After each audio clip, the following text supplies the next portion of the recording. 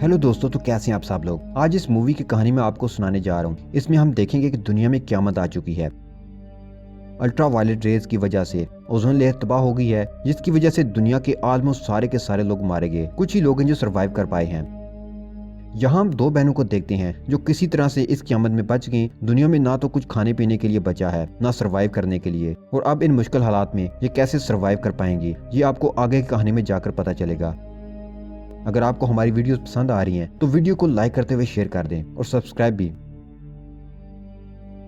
Film शुरू होती है तो हम 2016 का वक्त देखते हैं। ऐसे लगता है कि जैसे जमीन पर किसी ने तबाही मचा दी हो। सब कुछ तबाह बर्बाद हो चुका है। फसलें, पौधे, जानवर सब खत्म हो चुके हैं और काफी बड़ी तादाद में इंसान भी मारे जा चुके हैं। जो इंसान बच गए हैं वो बस सरवाइव करने के लिए पानी और खाने की तलाश में रहते हैं। लग्जरी और कंफर्ट तो सब भूल चुके हैं। अब बस जिंदा रहने के लिए खाने पीने की तलाश है। लोग छोटे छोटे ग्रुप्स बनाकर रहते हैं ताकि खाना और पानी ढूंढ सकें और खुद को दूसरे सर्वाइवर से बचा भी सकें। दरअसल इन हालात में लोगों ने एक दूसरे पर अटैक करना भी शुरू कर दिया है। जमीन का एनवायरनमेंट काफी चेंज हो चुका है। दरअसल ये सब सूरज से आने वाली शुओं की वजह से अल्ट्रा वायलेट रेडिएशन ने सब कुछ खत्म कर दिया, जिससे ओजोन लेयर तबाह हो गई। जमीन का टेम्परेचर 10 डिग्री बढ़ गया। बहुत ज्यादा गर्मी हो गई। लोग अपने फेस और बॉडीज को कवर करके रखते हैं और खाने की तलाश में रात को निकलते हैं।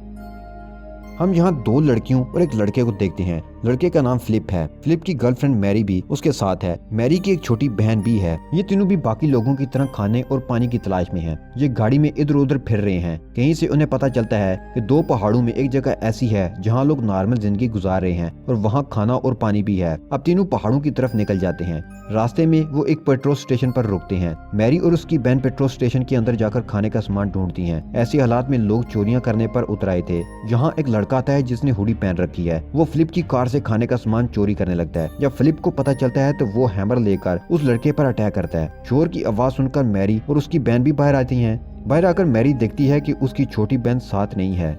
अब मैरी अंदर जाकर देखती है कि उसकी बहन को उस हुडी वाले लड़के ने बंदी बना लिया है। अब फिलिप और उस लड़के के दरमियान फाइट होती है। फिर दोनों को हार माननी पड़ती है। फिलिप उस लड़के को छोड़ देता है, वो मैरी की बहन को छोड़ देता है। वो लड़का फिलिप से कहता है कि मैं एक मैकेनिक हूँ, मैंने तुम्हारी गाड़ी को देखा है, इसमें कुछ प्रॉब्लम्स हैं और तुम उसे ज्यादा देर नहीं चला सकते क्योंकि ये मजीद खराब हो जाएगी और तुम उसे रात में चलाना, दिन को तो बहुत गर्मी होती है। अब उनके दरमियान डील होती है। वो लोग इस हुडी वाले आदमी को खाना देते हैं और बदले में उनकी गाड़ी ठीक करता है। फिलिप उस लड़के को कहता है कि तुम भी हमारे साथ पहाड़ों की तरफ चलो, अगर रास्ते में गाड़ी खराब हो गई तो तुम ठीक कर देना। मैरी और उसकी बहन को ये सब अच्छा नहीं लगता, लेकिन इसके अलावा कोई ऑप्शन भी तो नहीं था। अब वो अपना सफर शुरू करते हैं और पहाड़ों की तरफ निकल जाते हैं। रास्ते में उन्हें एक मेटल का स्ट्रक्चर नजर आता है जिसे किसी ने वहां रखकर रास्ता ब्लॉक किया हो। वो सब गाड़ी से उतरकर उस स्ट्रक्चर को पीछे करते हैं, लेकिन वो बहुत हैवी था। फिर वो अपनी गाड़ी से स्ट्रक्चर को बांधकर मूव करते हैं तो स्ट्रक्चर उनके रास्ते से हट जाता है। अब उन्हें एक कार नजर आती है जो नीचे की तरफ गिरी हुई है। फिलिप और दूसरा लड़का खाने की तलाश में गाड़ी की तरफ जाते हैं और दोनों लड़कियां अपनी गाड़ी में बैठ जाती हैं। फिलिप और वो लड़का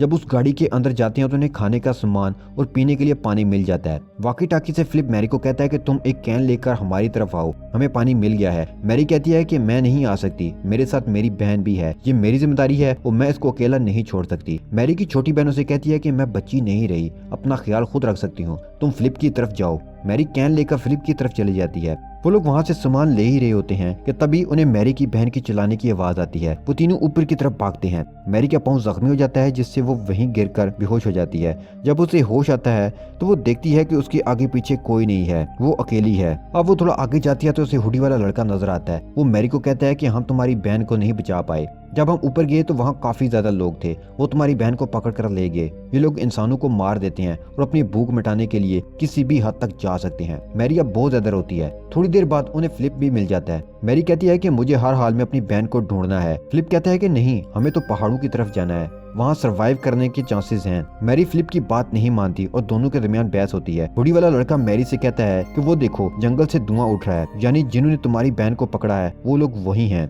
अब वो उस तरफ जाते हैं। थोड़ा करीब जाने पर उन्हें पता चलता है कि वहाँ कुछ लोग हैं जिन्होंने आग जलाई है और उन्होंने मैरी की बहन को जंजीरों से बांधा हुआ है। अब वो तीनों प्लान बनाते हैं। प्लान के अकॉर्डिंग मैरी गाड़ी के पास जाती है। तभी एक सर्वाइवर को शक होता है और वो गाड़ी के पास आ जाता है। हुडी वाला लड़का ब्लास्ट करता है और सब उस तरफ भाग जाते हैं। फिलिप मैरी की बहन को आजाद नहीं करवा सका क्योंकि वो डर गया था। एक सर्वाइवर फिलिप का पांव जख्मी कर देता है और फिलिप मैरी की बहन को आजाद करवाए बगैर वहाँ से किसी तरह भागकर गाड़ी में आ जाता है। मैरी गाड़ी को स्टार्ट करती है और वो दोनों वहाँ से भाग जाते हैं। हुडी वाला लड़का भी पीछे ही रह गया था। फिलिप मैरी को कहता है कि हम तुम्हारी बहन को आजाद नहीं करवा सके, अब हमें पहाड़ों की तरफ जाना चाहिए। लेकिन मैरी नहीं मानती। वो इस बात पर कायम है कि मुझे अपनी बहन को आजाद करवाना है।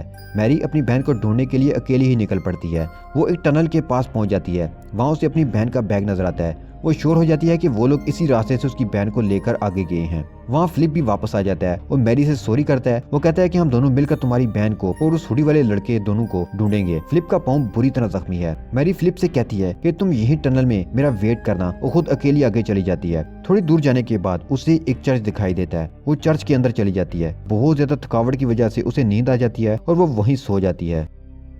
जब मैरी की आंख खुलती है तो उसके सामने एक लेडी होती है जिसका नाम एलिजाबेथ है। वो एलिजाबेथ को देखकर डर जाती है। एलिजाबेथ मैरी से कहती है कि तुम्हें मुझसे डरने की जरूरत नहीं, मैं तुम्हारी हेल्प करूंगी। वो उसे पीने के लिए पानी भी देती है। वो उसे कहती है कि ये जगह सेफ नहीं है, तुम मेरे साथ मेरे घर चलो। मैरी एलिजाबेथ के साथ चल पड़ती है। रास्ते में वो एलिजाबेथ को बताती है कि मेरा एक दोस्त भी मेरे साथ है जिसका नाम फिलिप है। वो टनल में है और जख्मी भी है। एलिजाबेथ मैरी को घर ले आती है। मैरी देखती है कि एलिजाबेथ की फैमिली भी उसके साथ है। वो मैरी को एक रूम में ले जाती है और कहती है कि तुम थकी हुई हो, तुम थोड़ी देर आराम कर लो, सो जाओ। मैरी अब सो जाती है। जब उसकी आंख खुलती है तो वो देखती है कि उस लेडी ने तो उसे उस रूम में लॉक कर दिया है। अब मैरी परेशान हो जाती है। मैरी जिस घर में थी ये लकड़ी का बना हुआ था। वो लकड़ी के सुराखों से नीचे देखती है तो उसे नजर आता है कि वो लोग फिलिप को पकड़ कर ले आए हैं, यानी कि ये वही लोग हैं जिन्होंने ट्रैप करके मैरी की बहन को अगवा किया। ये गैंग लोगों को पकड़ता है और फिर अपने जिंदा रहने का इंतजाम करता है। एलिजाबेथ मैरी के रूम में चली आती है। मैरी उससे पूछती है कि तुमने मेरी बहन को अगवा किया। एलिजाबेथ कहती है कि हाँ, हम वही हैं। वो मैरी को ब्लू कलर का ड्रेस देती है और कहती है कि रात को डिनर में मुलाकात होगी और इस ड्रेस को पहन कर आना। मैरी रूम में आगे पीछे घूमती है। वो किसी तरह यहाँ से बाहर जाना चाहती है। पीछे का दरवाजा खुलता है और मैरी को अपनी बहन नजर आती है। मैरी उसे कहती है कि मैं वादा करती हूँ कि किसी भी तरह तुम्हें यहाँ से बाहर निकालूंगी। जो ड्रेस एलिजाबेथ ने उसे पहनने के लिए दिया था, मैरी उसको लकड़ी से बांधकर नीचे लटकाती है और अपनी बहन से कहती है कि तुम यहाँ से नीचे चली जाओ। लेकिन तभी वहाँ एलिजाबेथ का बेटा आ जाता है।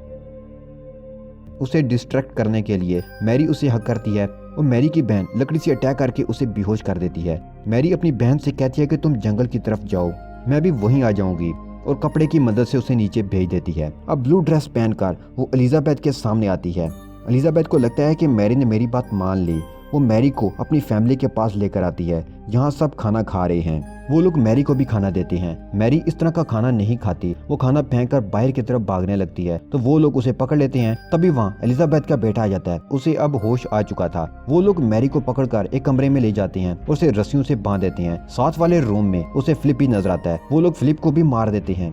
मैरी नाइफ से रस्सी काटकर आजाद हो जाती है और एक रूम का डोर ओपन करती है। वहाँ काफी ज्यादा लोग हैं जिन्हें एलिजाबेथ की फैमिली ने बंदी बनाया हुआ था। इन्हीं लोगों में मैरी को हुडी वाला लड़का भी मिल जाता है। सब के सब कैदी बाहर की तरफ भागने लगते हैं। मैरी भी जंगल की तरफ भागने लगती है जहाँ उसकी छोटी बहन गई थी।